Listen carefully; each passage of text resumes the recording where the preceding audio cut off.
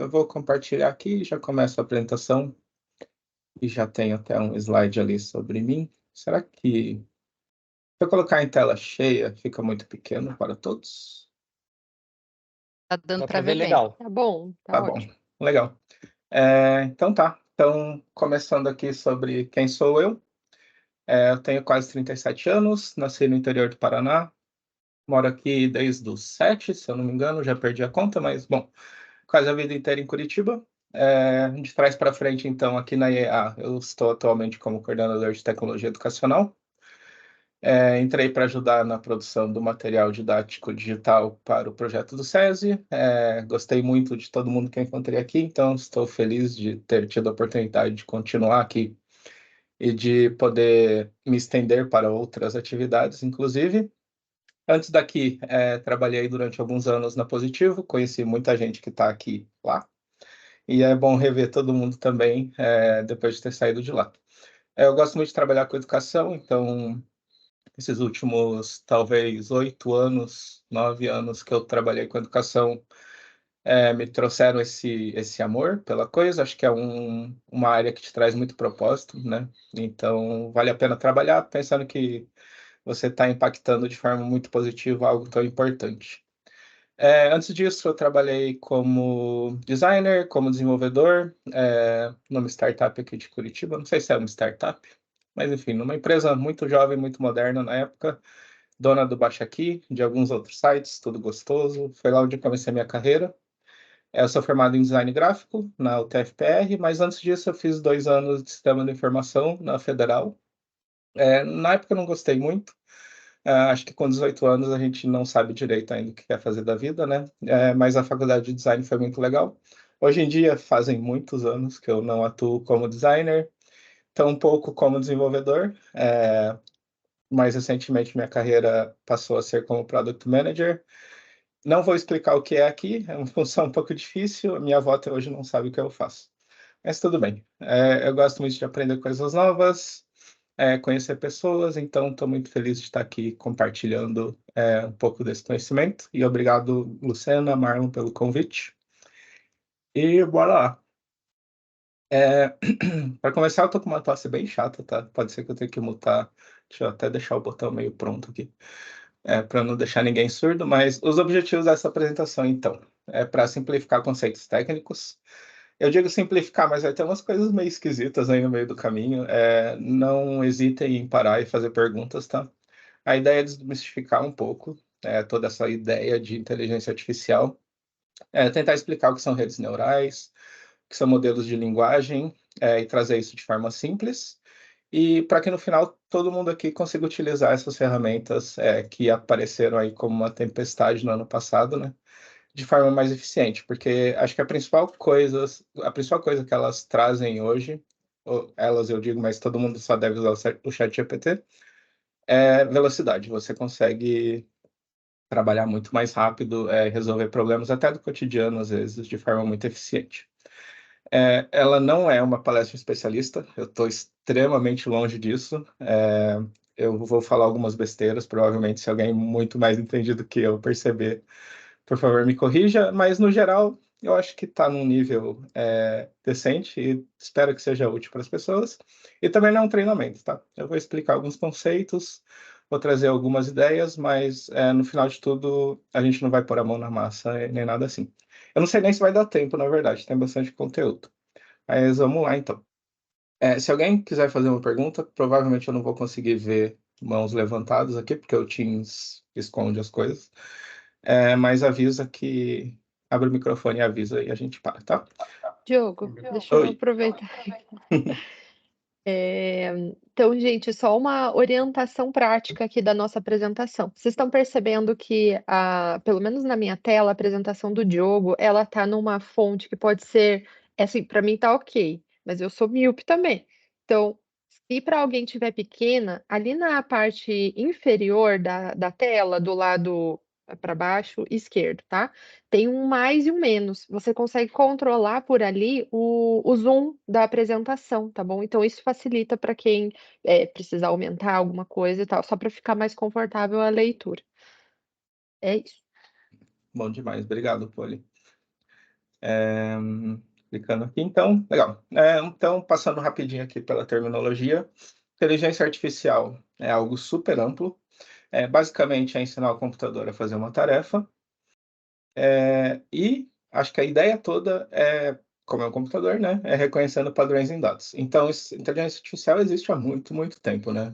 Quando o Kasparov jogou contra o computador, aquele computador jogava xadrez com uma inteligência artificial. Dentro disso, existem vários conceitos, e esses conceitos vão se complicando cada vez mais, quanto mais dentro deles você entra, né? Então, machine learning é basicamente aprendizado de máquina, né? Treinar algoritmos para reconhecer padrões ou fazer previsões. Machine learning é a parte que está mais no nosso cotidiano e às vezes a gente nem percebe, mas tipo, os algoritmos do Instagram, de te mostrar conteúdo, do Google, de te mostrar resultados, tudo isso é feito, todos esses resultados vêm a partir de algum algoritmo que foi treinado por algum método de machine learning. E, por sinal, redes neurais é um desses métodos. Ele é um algoritmo que é modelado a partir de uma estrutura que imita o cérebro humano.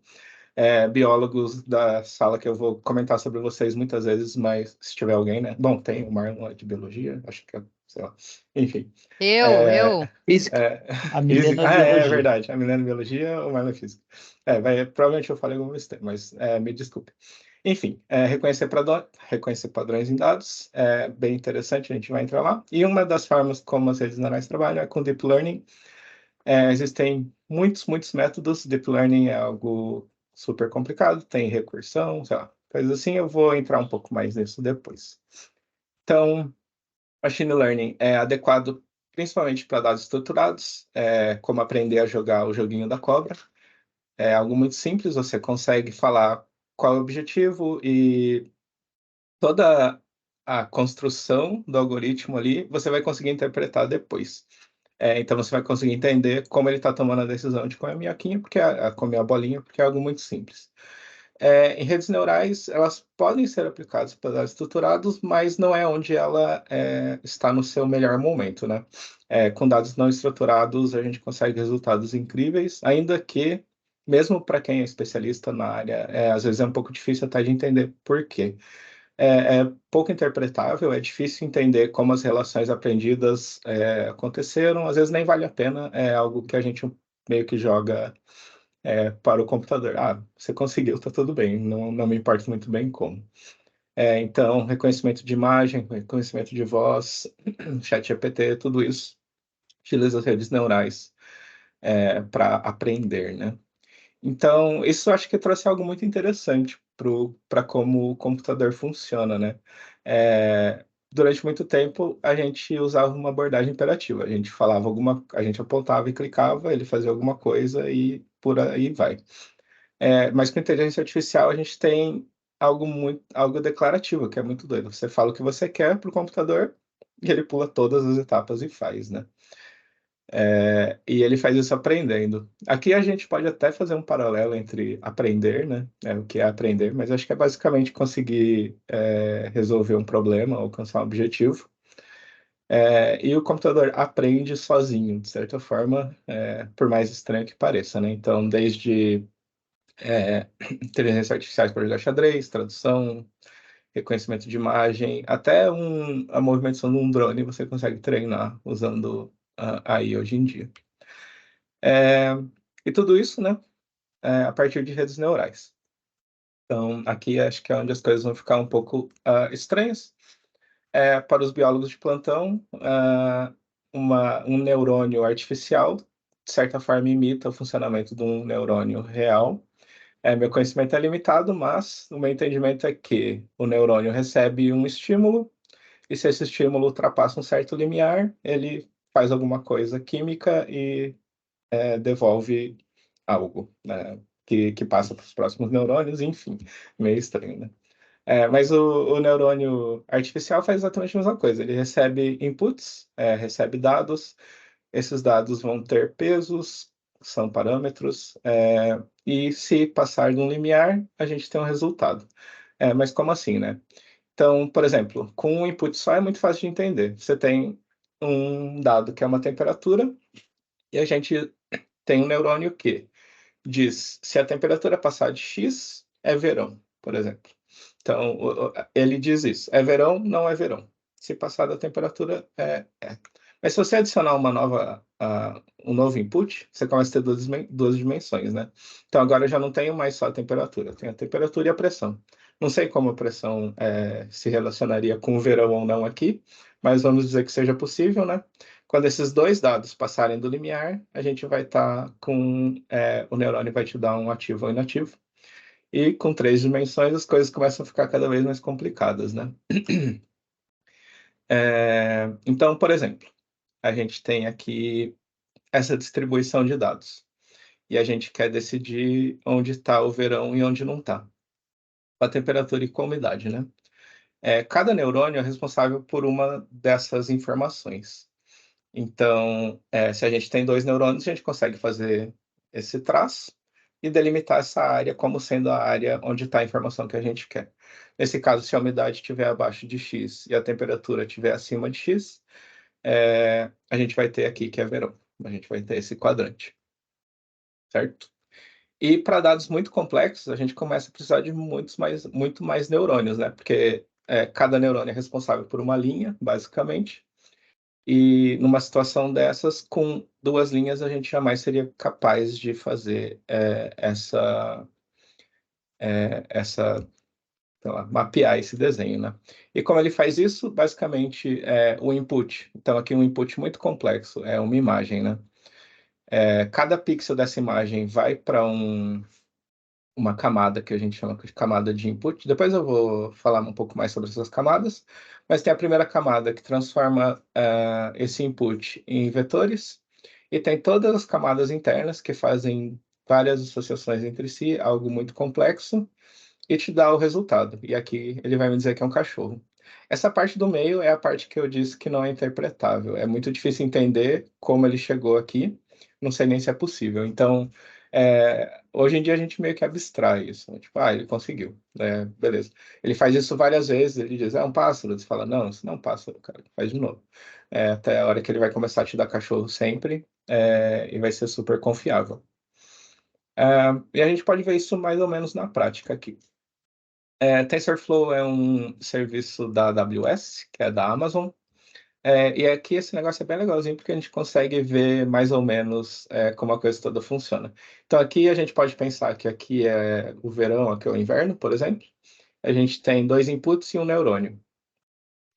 Com um neurônio só, nesse caso, muito fácil, né? Ele rapidinho conseguiu fazer aqui a divisão. Ele vai rodar um tempo ainda, que são épocas, podem abstrair essa outra parte, mas dá para ver que ele chegou num resultado bem adequado muito rápido. Agora, se a gente tem algo complexo, como esse aqui serve, será? Acho que esse aqui serve. Aqui, não importa quanto tempo passe, ele jamais vai conseguir desenhar isso aqui, porque ele não tem neurônio suficiente para fazer isso, né? E aqui, quantos eu consigo adicionar, será? Por exemplo, com 2 ainda não vai ser o suficiente, mas se eu adicionar mais uma camada, algo assim, talvez? Não, acho que para cá. Peraí. Eu estou experimentando, tá? Aqui, por exemplo, com 4 neurônios, a gente já começa a ter algo que acho que está aceitável, né? E muito rápido. Então, para uma informação um pouquinho mais complexa, que foram coisas um pouquinho mais espalhadas, a gente já precisou de 4 neurônios. Se vocês quiserem brincar um pouquinho aqui depois, é playground.tensorflow.org. Você pode ver como funciona mais ou menos. Então, cenários bem mais complexos, você pode ficar adicionando camadas aqui, neurônios à vontade. Ah, beleza. Então, ali a gente estava com 4 para resolver algo relativamente simples, né? Um rato, por exemplo, ele tem 8 milhões de neurônios e faz 480 milhões de sinapses entre eles. Esses dados talvez estejam um pouco errados, espero que eles estejam próximos o suficiente para mostrar a comparação aqui. Parâmetros é basicamente o peso dos dados para os neurônios artificiais. Eles meio que são equivalentes às sinapses, dá para fazer uma comparação relativamente direta entre eles. Então, o ser humano vai ter 800 bilhões de neurônios e 100 trilhões de sinapses. E o ChatGPT tem 60 milhões de neurônios e 175 bilhões de sinapses. O GPT-4 tem 1 ponto alguma coisa trilhões, e o 5 vai ter muito, muito mais. Se for ver aqui do 3,5 para o 4, ele já pulou praticamente 10 vezes.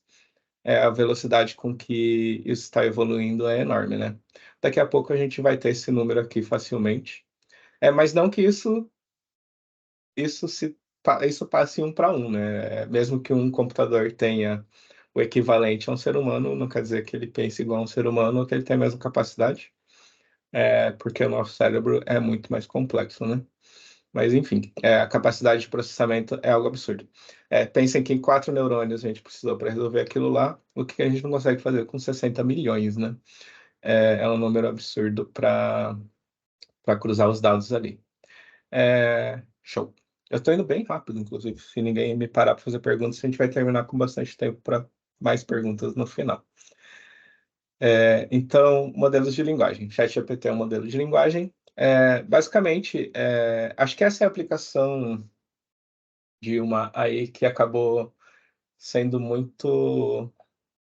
Eu não sei se alguém esperava isso quando o ChatGPT saiu, mas algo tão simples quanto. Porque o que é um modelo de linguagem, né? Ele basicamente está adivinhando qual que é a próxima palavra. Então, você dá um input para ele e ele vai tentar adivinhar qual é a próxima palavra, qual é a palavra com a maior probabilidade de estar certa dentro do treinamento que ele teve. Então, por exemplo, no Google, quando você procura algo, é um algoritmo de machine learning que vai te dar os resultados. Aqui o critério provavelmente é o número de acessos, onde você está localizado, desculpa, coisas muito mais simples, né? Enquanto que um modelo de linguagem vai fazer todas aquelas coisas que a gente viu ali atrás para tentar adivinhar que a próxima palavra é graus. Então, como ele faz isso, né? É, eu mostrei lá em cima aquelas camadas escondidas e essas camadas que ficam entre a primeira camada, que é quem recebe o input, e a última camada, que é quem te entrega o resultado, são camadas escondidas, né? E dentro do ChatGPT, por exemplo, elas trabalham em pares, que é uma camada de atenção, que é a attention layer, e uma camada que é a que é essa feed forward, não sei muito bem como traduzir, mas ela vai passar a informação adiante, né? Então ele processa esses vetores e passa a informação adiante. Como assim vetores, né? Então a primeira camada, que é a que recebe o dado, ela transforma o input, que nesse caso são palavras, em vetores. Aqui é a parte da matemática, se tiver alguma matemática que me corrija, mas existem vários algoritmos e cálculos vetoriais que você consegue fazer para comparar informações. Então, algo muito direto que é usado há muito tempo, que não é AI, mas que funciona super bem, por exemplo, é o KNN, que é K-Nearest Neighbor, que só com matemática você consegue achar relacionamento entre coisas sem necessariamente ter uma inteligência por trás, né? São só resultados. Então, todos os modelos de linguagem operam fazendo cálculos com vetores. Para o computador é muito mais fácil e faz muito mais sentido. Droga, perdão. Então, aqui ele vai pegar a palavra, vai juntar com alguns parâmetros, vai criar um vetor. E essas camadas de atenção, o que elas fazem são pegar palavras-chave para manter a informação dentro do contexto. Porque, por exemplo, se eu falar vermelho, você pode tanto relacionar com McDonald's ou com uma rosa, por exemplo, e é o contexto que vai definir qual que é o relacionamento desse vermelho com, né? E daí a camada final vai te dar o resultado. Essa imagem eu gerei com o ChatGPT e é muito engraçado porque ele não consegue escrever ainda. Então tá tudo escrito errado aqui, ó. A Tempion Language Model. E vai ser quando isso tiver um grau de acerto muito alto, vai ser um momento bem interessante, porque vai mostrar uma evolução enorme nesse modelo de geração de imagem do OpenAI. O Midjourney, que é um outro serviço de geração de imagem por inteligência artificial já está muito na frente nisso. Lá você consegue escrever textos na imagem com um grau de acerto bem grande. E é bem interessante. Enfim. Então, para ilustrar o exemplo, você dá uma frase. O médico pegou seu bisturi e começou o procedimento no. Se você jogar isso aqui no chat GPT, eu acho que ele sempre vai falar paciente, ou quase sempre, não sei. Mas o que acontece basicamente é que cada palavra dessa frase entra aqui num neurônio de input, ele faz sua matemática aqui e te dá um resultado final. Aqui eu acredito que paciente seria o resultado com a maior probabilidade de acerto, mas os modelos de linguagem, para demonstrar, percebeu-se que se você dá sempre a palavra com a maior probabilidade, você começa a ter umas frases bem esquisitas no final, que não parecem humanas, e que não fazem muito sentido. Então, o que esses modelos de linguagem faz é usar uma certa criatividade, que nada mais é do que escolher outra palavra aleatória para colocar aqui. Então, pode ser que o ChatGPT te dê corpo, te dê hospital, te dê coração. Isso é bom. E é por isso que, se você perguntar algo para o ChatGPT, se cada um aqui perguntar alguma coisa, é muito provável que todo mundo tenha uma resposta diferente. E acho que essa foi uma das grandes sacadas que fez esses modelos de linguagem ficarem tão naturais. E por trás é interessante, né? Porque é só uma frase, mas a quantidade de cálculo e relacionamento que vai por trás disso tudo para identificar qual que é a próxima aqui é algo muito interessante. Beleza. E o ChatGPT, então, né? O ChatGPT é o famoso. Eu acho que atualmente ele está treinado com dados até abril de 23. Quando ele saiu, era um pouco menos. Ele é gratuito atualmente. Vamos ver até quando. E tem, então, 175 bilhões de parâmetros, como eu falei. O ChatGPT 4 tem muitas coisas a mais. Eles andam lançando muitas coisas. Por exemplo, uma store de plugins recentemente. E lá tem coisas bem interessantes. Por exemplo, para Poly, o PMI lançou um plugin do PMBOK. Então, acho que você consegue ter resultados super pertinentes aos processos do PMI usando esse plugin, que é bem curioso. E tem várias outras Sim. empresas fazendo isso. Perdão. Diogo, uma coisa interessante também que esses tempos, acho que foi no final do ano passado, acho que foi na última semana do ano passado, o PMI lançou um curso para quem é associado, quem é filiado a eles, que é um curso de para saber usar as ferramentas, né, de inteligência artificial, como o ChatGPT, para facilitar ali alguns caminhos nas decisões e nas orientações sobre gerenciamento de projetos. Então foi algo bem interessante, assim, que eles saíram na Uhum, frente, assim, de um curso gratuito para todo mundo, para poder orientar isso, assim, tamanha a importância do assunto em todos os meios, né. sim. E bem legal. Legal. Esse fim de semana eu tive aula no MBA de Gerenciamento de Projeto com um professor de 71 anos e ele só fez exercícios usando o chat GPT e foi muito interessante quão antenado ele era no assunto. Que Mas ele massa. basicamente usou para fazer relações entre, sei lá, Prince e PMI, por exemplo, tipo, seguindo tal método, qual que é a melhor forma de fazer tal coisa com stakeholders, não sei, mas foi super interessante porque o tempo que você salva fazendo essas coisas acho que é a principal vantagem aí de usar esses modelos. Mas enfim, então tem plugins muito legais como análise de dados, agora ele consegue fazer busca na internet, você consegue criar chats com contextos pré-definidos. A Aline, minha esposa, por exemplo, criou um chat com o qual ela conversa em alemão. Então, ela colocou algumas instruções ali de como ele deve se comportar, de que tipo de personalidade ele deve ter, e tudo isso faz com que a conversa aconteça mais rápido. Porque antes disso você precisaria contextualizar ele para daí começar a conversar. E como ele tem um limite de caracteres ali que ele processa, uma hora ele ia perder esse contexto, você ia perder essa personalidade, entre aspas. Hoje, inclusive, teve uma live no Discord da OpenAI sobre isso. Eles estavam criando um chat GPT para gerar atividades escolares fora de sala de aula, alguma coisa assim.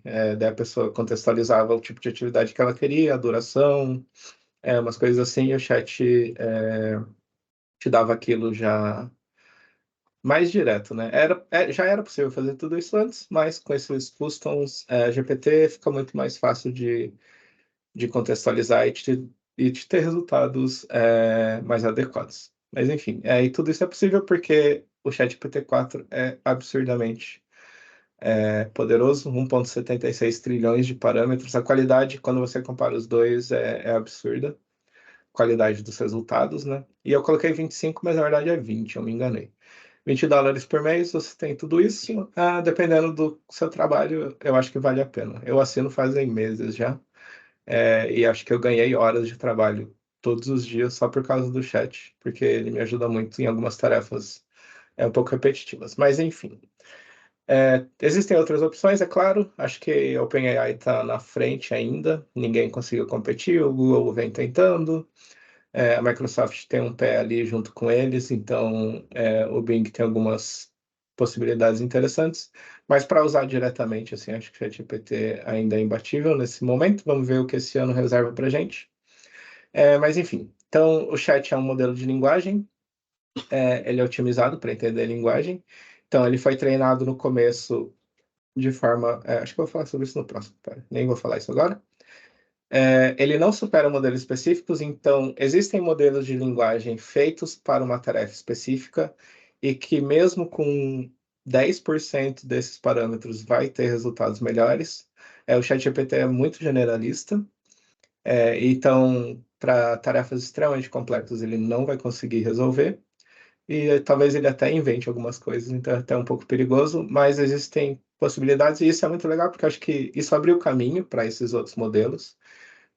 Existem outros modelos que você consegue treinar e rodar num computador relativamente simples, porque o ChatGPT, mesmo o 3.5, você não consegue rodar no seu computador, que vai te dar resultados excelentes de qualquer forma. Diga, Poli. Eu ia perguntar, Diogo, então, só para ver se eu compreendia isso que você comentou. O ChatGPT, então, hoje, ele é, assim, dos generalistas, é o melhor para usar. Assim. Com certeza. E onde que a gente pode saber, assim, quais são esses outros específicos para cada uma dessas áreas? Tem como, sei lá, não sei se tem algum lugar que a gente pesquisa, o Google, né? Que a gente pesquisa e sabe exatamente para o que usar, ou alguns que você tenha testado e tenha gostado para assuntos específicos. Aham. Eles geralmente. É interessante, né? Quando a OpenAI lançou o ChatGPT e tudo explodiu, começou a corrida maluca, né? Então, várias empresas tentando lançar seus serviços parecidos, ganhar algum dinheiro com isso. Mas hoje em dia, no mundo de desenvolvimento, no mundo de engenharia de software, tem muitas coisas open source, né? Então, tem alguns modelos excelentes que são open source, que daí alguma outra empresa pega, treina em algo específico e daí tem um produto a partir disso. Por exemplo, tem um chamado Llama, que é super famoso. Tem vários outros, mas eu já não lembro de cabeça aqui, mas eu posso até juntar o que eu tenho. Mas eu não conheço, acho que nenhum lugar onde você consiga achar vários assim. Mas enfim, inclusive uma aplicação comercial disso tudo é pegar um modelo open source e moldar para suas necessidades, e ter algo feito para você ou para você vender, né, para outras pessoas. Imagino que isso esteja acontecendo em alguns ramos, tipo educação, por exemplo, mas apesar de que eu não vi nada ainda muito interessante, mas na medicina também, etc. Diogo, só colocando uma colher nessa conversa aí, no finalzinho do ano passado, Pedro Doria, que é um dos articulistas de tecnologia do Estadão, ele escreveu um artigo curtinho, mas dizendo que na avaliação dele, que vem acompanhando isso de perto já há muitos anos, ele considera que 2023 é de verdade o ano 1, digamos assim, da operacionalização, porque, até onde eu entendi, ele estava dizendo que esses grandes conglomerados, né, financeiro, por exemplo, conseguiu associar a sua base de dados pessoal, né, particular, com toda essa tecnologia. Então, a título de simplificação, é possível que, diante de toda a inteligência gerada pelo Itaú, por exemplo, que imagine a quantidade de informações financeiras que eles são capazes de administrar. Esses neurônios aí que você está dizendo são colocados dentro dessa inteligência e, portanto, continua sendo alguma coisa privada e aproveitável apenas pelo Itaú, porque até onde eu acompanhei, um dos perrengues iniciais é porque, como esses conteúdos eram abertos, eles precisavam de uma massa de informação gigantesca, enfim, acabava socializando e distribuía o poder para todo mundo. E agora esses grandes conglomerados podem continuar fazendo com que esse conhecimento particular continue tendo valor monetário de dinheiro de soluções, né? E nesse artigo ele mostrava que, evidentemente, o mercado financeiro sai com alguns corpos de vantagem e a expectativa é que, de alguma maneira, o ambiente acadêmico pudesse também se beneficiar, já que a chance de produzir conhecimento ampliado e socializável teria enorme impacto para doenças, uma série de coisas, mas, de fato, parece que essa possibilidade de lidar com repositórios privados e não com esses grandes repositórios que dão uma disputa política, basta ver o que o New York Times está fazendo aí com o próprio ChatGPT, parece que, de fato, é um divisor de águas aí do potencial dessa ferramenta. Com certeza. Obrigado, Vitória. Se puder compartilhar o artigo também, acho que as pessoas se interessariam. E, de fato, acho que a OpenAI chutou o balde aí ano passado e agora as coisas estão rolando, as bolas estão rolando. E é legal porque até mesmo aqui na IEA a gente conseguiria provavelmente usar isso atualmente, é algo a se pensar. Mas enfim, além disso, né, num nível pessoal, acho que o ganho de produtividade que isso trouxe também é algo muito interessante, que provavelmente vai mudar a forma como a gente trabalha e vamos ver o que vai vir por aí, né? Mas enfim, o treinamento do ChatGPT, então, ele começou com um treinamento não supervisionado, basicamente lendo a internet, o que é algo bem curioso também, porque gerou coisas como a Vitória falou. O New York Times está processando a OpenAI, falando que eles plagiaram as coisas, não sei, algo assim. Eu já vi algumas comparações, bem curioso, bem interessante. Talvez eles estejam com a razão. E existe toda a polêmica ao redor de artistas, né, falando aí sobre modelos de imagem, que pegou bastante ano passado e que acho que ninguém sabe a resposta ainda, porque é um tema super complexo. Mas, enfim, o começo foi, então, desse treinamento não supervisionado, ele lia e fazia as relações que queria. Depois disso, eles começaram a refinar. Esse processo todo levou anos, eu não sei dizer quanto, mas até culminar no lançamento do ano passado, foi muito tempo de treinamento. Então, eles foram olhando esses dados específicos, ajustando parâmetros, até conseguir chegar em algo legal. E mesmo assim, quando lançou, ele ainda tinha muitos problemas, né? Acho que as pessoas devem ter visto formas de burlar o chat, ele errando contas de matemática, errando lógica simples. E naquela época eu teria vários exemplos hoje para mostrar na prática como fazer ele errar e como fazer ele acertar. Mas por causa desse último ponto, hoje em dia ele aprendeu já, eu não consigo mais fazer ele errar. E não foi muito tempo, né? O que é bem interessante.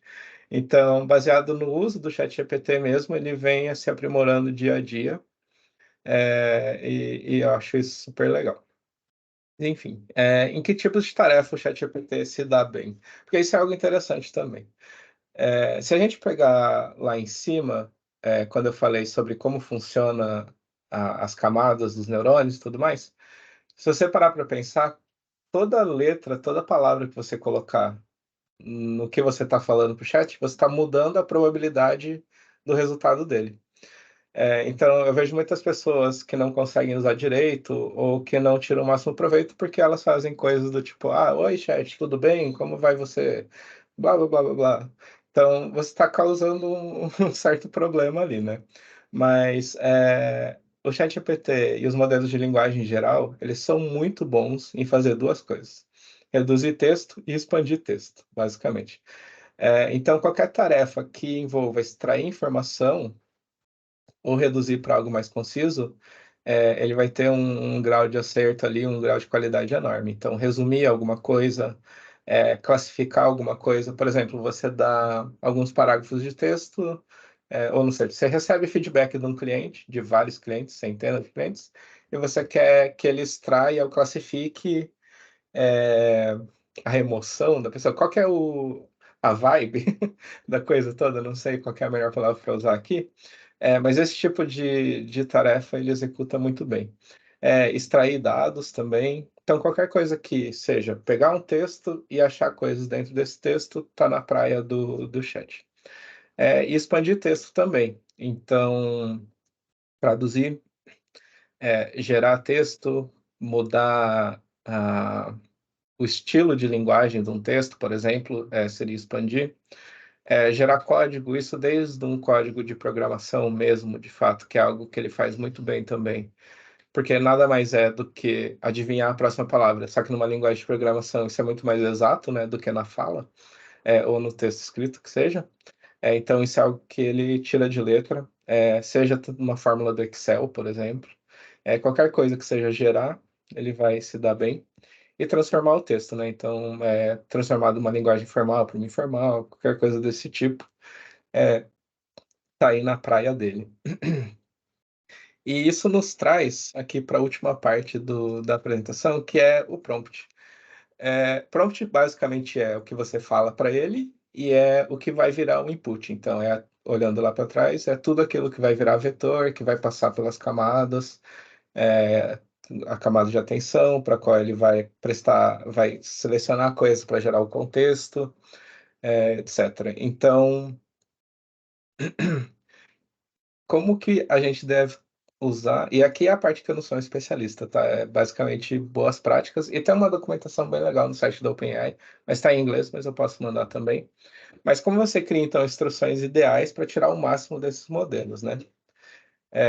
Isso aqui é interessante. A próxima palavra é determinada baseada em probabilidade. Então, não escreva coisas que não têm relação com o resultado que você quer ter. Você não precisa dar oi para o chat, basicamente, tá? Ele não é uma pessoa.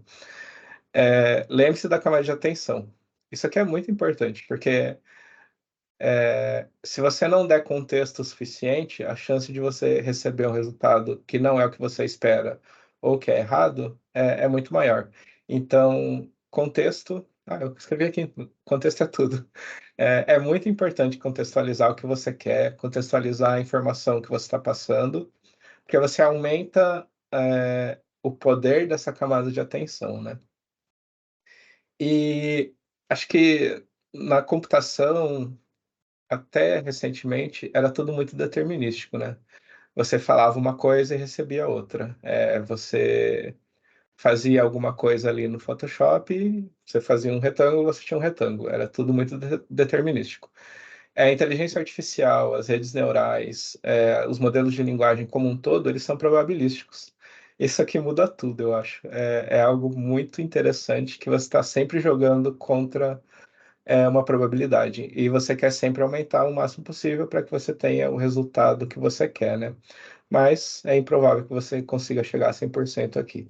Então, o chat erra, ele toma decisões que para nós é estranho, mas quando ele fizer isso, você tem que pensar nessa questão da probabilidade, nessa questão do contexto e nessa questão das camadas. Você tem que pensar o que que eu fiz no meu prompt que fez ele me dar essa resposta. Porque se você aprimorar isso, provavelmente você vai conseguir uma resposta melhor. Então, para isso, a gente tem algumas boas práticas. E daí eu vou mandar o artigo depois, que vai ter muitas mais. Mas utilizar verbos é algo muito bom, porque isso aqui direciona extremamente o resultado dele, né? Classifique, avalie, adeque, resuma, etc. Qualquer coisa assim. Ser direto, aqui eu falei não dê oi, não pergunte se está tudo bem. Você vai direto ao ponto, exemplifique. Exemplo é algo muito, muito importante, porque, por exemplo, você quer que ele te diga, você tem um sujeito num texto e você quer que ele avalie se essa pessoa está feliz ou não, por exemplo. Se você exemplificar ambos, ele vai conseguir usar esses exemplos que você deu contra o texto que você também forneceu para te dar a resposta que você espera. Se você deixar isso aberto, ele vai usar toda essa carga sobre a qual ele foi treinado, todos esses parâmetros que ele já tem lá, para chegar a uma resposta, porque ele sempre responde alguma coisa, né?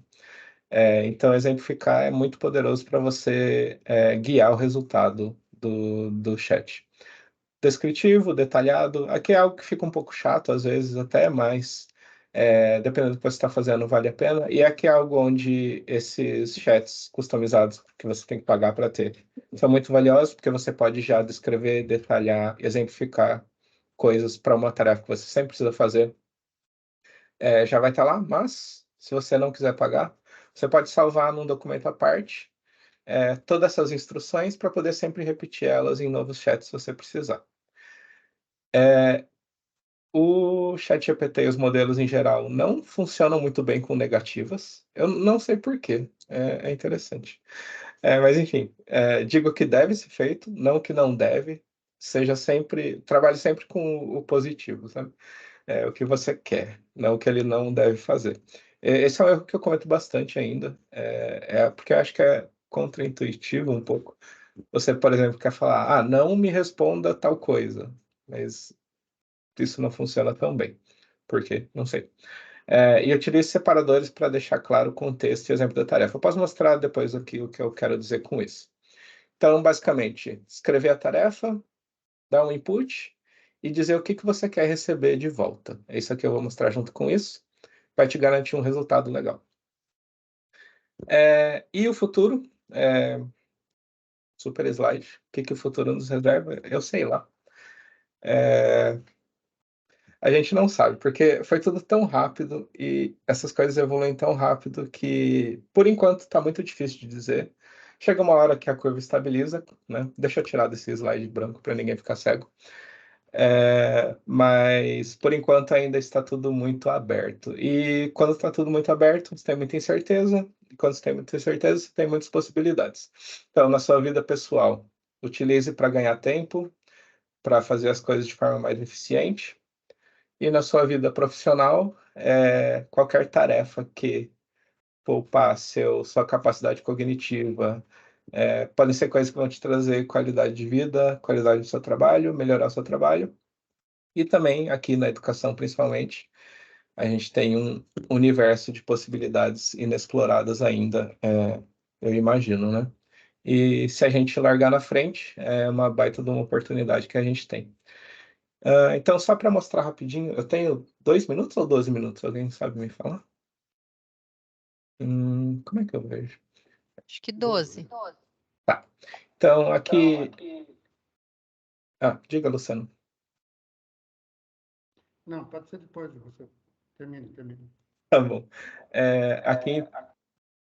Aqui, então, a gente tem o bot que eu falei que a minha esposa configurou.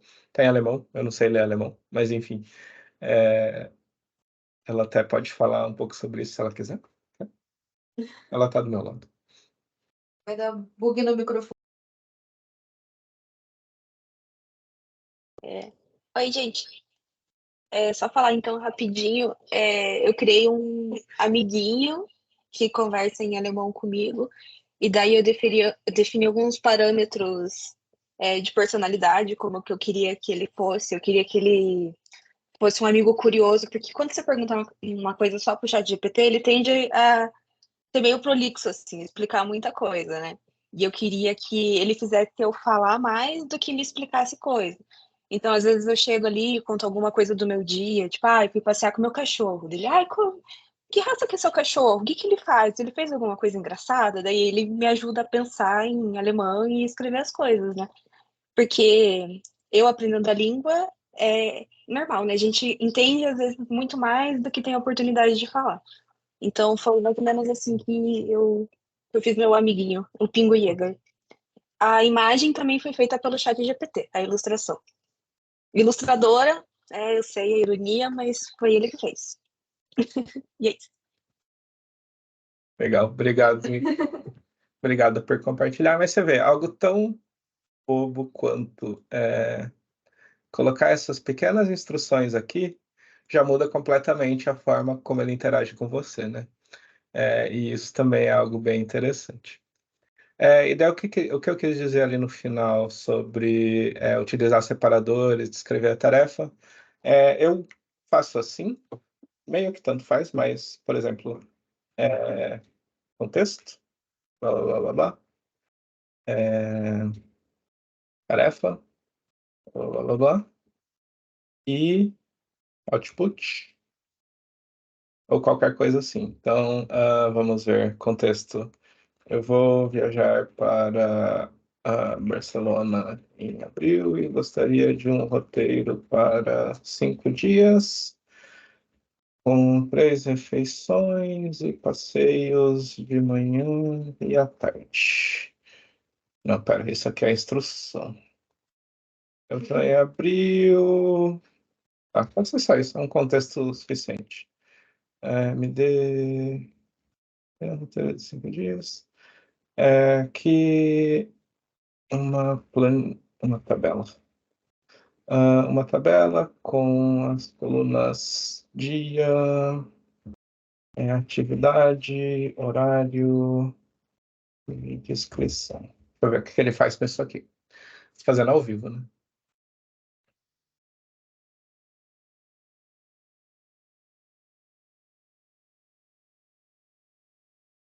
Legal. Muito legal a Sagrada Família, inclusive. Deixa eu pôr aqui para ir mais rápido. Mas, se eu não fizesse isso, por exemplo, chat, tudo beleza? Aí, AI. Viu? Se eu fizer isso aqui, provavelmente ele vai me dar uma resposta razoável. Por quê? Porque ele melhorou muito desde o começo, né?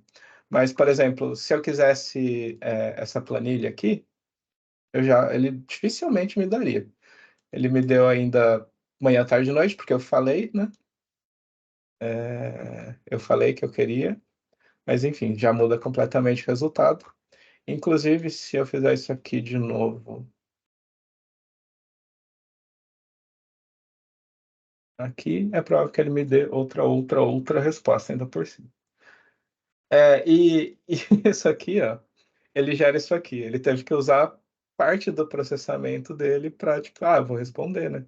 Porque normalmente depois disso aqui, o que que vem? Vem, olá, tudo bem, etc. Mas, enfim, era isso que eu tinha para mostrar, pessoal. Bem superficial, espero que tenha sido útil e interessante. Isso aqui é bem legal. Lembrem-se muito disso aqui na hora que vocês estiverem usando. E muito disso aqui também, a gente não sabe o futuro. Acho que essa coisa de esquecer a palavra, mas de inovação, né, de trazer essas coisas para a IA, aqui a gente tem um campo muito legal para trabalhar e para brincar. Então, acho que esse ano vai ser bem divertido nessa área de inteligência artificial, de modelos de linguagem. E para a educação, modelos de linguagem, acho que é o principal, né? É o que talvez nos ajude mais aí ver coisas novas e ter retornos. Eu vou compartilhar os slides, os artigos, e acho que alguém vai compartilhar a gravação. Mas é isso, obrigado pela atenção. Eu vou parar de compartilhar para eu poder ver pessoas. E tem mãos levantadas, desculpa, podem falar. O Lucena estava na fila antes. Pode falar, Lucena. Minha pergunta é, primeiro, parabéns aí pela apresentação, porque em curto espaço de tempo você conseguiu dar um panorama para a gente, bem didático, assim, divertido. E você trouxe boas possibilidades de uso, né? A minha dúvida é assim, você que no fundo, você que é esse cara aí com a cabeça no mundo e tal, mas no fundo é um piada interior, você não tem medo em nada da inteligência artificial? E por quê? Não, não, porque, quer dizer, é óbvio, algumas coisas vão acabar por causa disso, provavelmente, como já aconteceu várias vezes na história. Mas em coisas que eu tenho um conhecimento um pouco maior, e acho que aqui aconteceria o mesmo com todos vocês, as limitações ainda são enormes, né? O ChatGPT não consegue fazer nada muito complexo ou num tema muito a fundo, e uma pessoa leiga não consegue usar de forma eficiente. Ela vai aceitar o erro, ela não vai saber que a informação está errada, e isso aí é super perigoso, né? Então, mesmo para algo tão direto quanto um programador, por exemplo, eu não vejo isso substituindo, porque um júnior não consegue usar de forma eficiente, e um sênior consegue usar de forma que ele trabalhe 3 vezes mais rápido, então ele é muito mais produtivo. Então é algo super impactante, né?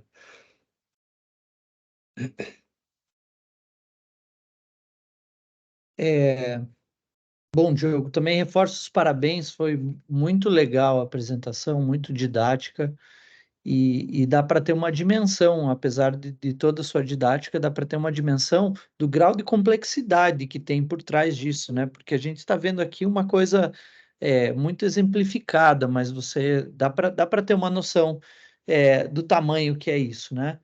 É, Eu adorei os exemplos ali, gostaria de trazer aqui uma situação que eu já numa outra conversa mencionei com vocês, mas é de testar, de usar o ChatGPT, a gente aqui na IA, em situações com os materiais didáticos que a gente tem, não no sentido de obter uma resposta final ou um texto pronto no final, mas brincar, por exemplo, colocando habilidades que a gente tem que desenvolver num material e contextos, ou pedindo a ele contextos ou conexões entre componentes curriculares, entre áreas, e usar isso como matéria-prima criativa para compor um brainstorming, para compor um processo criativo. Não é transferir, eu acho um risco transferir o processo criativo para lá, ou você querer que lá venha pronto o seu texto.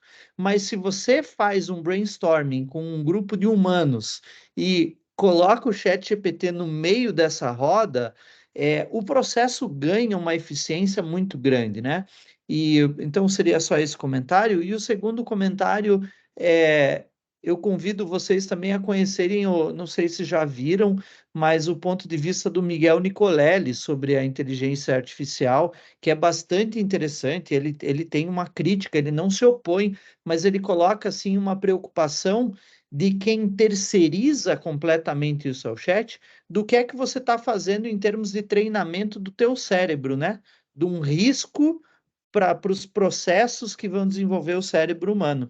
E aí o Diogo falou que o sênior faz um bom uso porque está preocupado com muita coisa.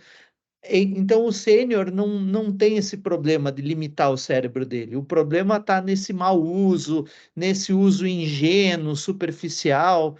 Então, isso é bastante interessante. Vou colocar no chat aqui o link de uma palestra do Nicoleles, que é bastante interessante sobre isso, apesar de muitos certamente já conhecerem.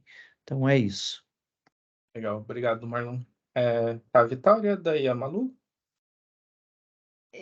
Eu vou inverter, então, a ordem dos meus dois comentários, exatamente na linha do Nicoleles. Acho que é importante a gente acompanhar esse olhar crítico, porque, de fato, a gente tem um discurso de poder muito poderoso dessas empresas todas. Quando eu dei o exemplo lá do mercado financeiro, não foi à toa, porque esses caras têm enorme interesse de dizer que o nosso cérebro está cada vez valendo menos e, consequentemente, o valor do nosso trabalho, principalmente de nós intelectuais, vale menos. A gente não pode esquecer que desde o século pelo menos 17, pelo menos, existe uma tremenda tentativa do capital dominar o trabalho intelectual.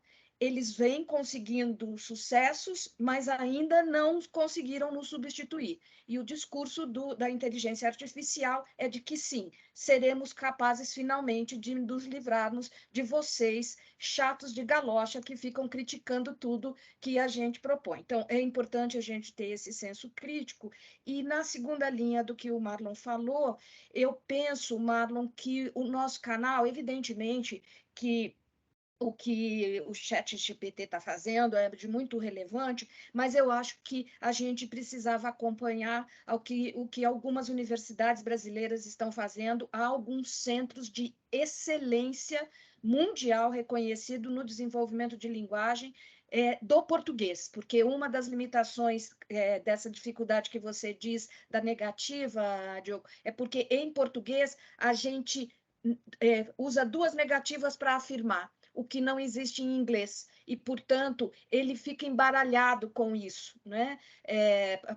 Não só com o não, mas com os nossos prefixos, enfim, tem uma série de componentes da nossa língua, da nossa maneira de se expressar, que fica difícil quando ele faz a transposição. Portanto, Marlon, eu penso que eu estou plenamente de acordo com você, eu acho que vai ser uma quebra de paradigma na produção de materiais didáticos.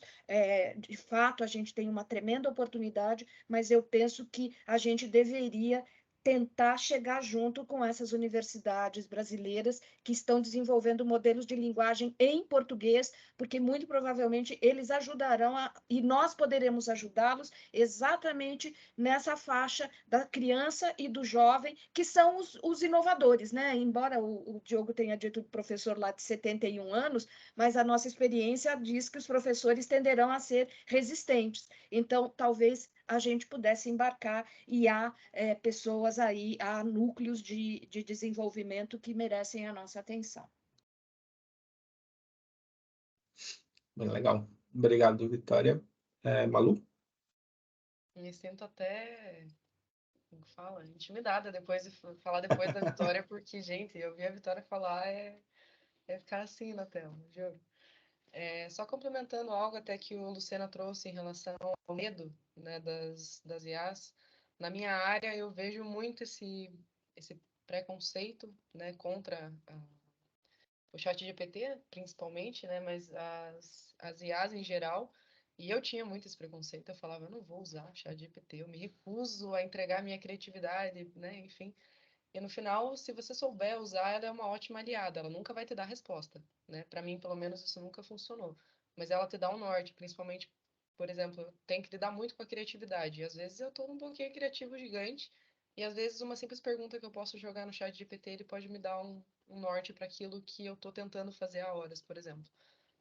Concordo que não vai, pelo menos não tão cedo, né? Espero que não também, não vai substituir as pessoas, porque a relação humana só a gente tem. A máquina ainda não tem isso, não é capaz de desenvolver isso, tanto que um dos mercados que a IA ainda está pendendo, assim, eu vejo muita gente reclamando, é a questão de copy. São aquelas frases de efeito e tudo, porque não tem a vivência de um ser humano para criar realmente uma copy que funciona. Então, eu tinha muito medo até que eu entendi como realmente funciona e agora eu acho que eu concordo com o Diogo, assim, tem coisas que não vai conseguir substituir, mas se você souber usar e tiver interesse em se aprofundar, ela é uma ótima aliada também. Legal. Bom demais, pessoal. Obrigado pelas colaborações. Já passamos do tempo, então, Luciano, se quiser. Só chamando, então, agradecer a participação de todo mundo, gente. A gente vai lançar aí uma pesquisa, tá?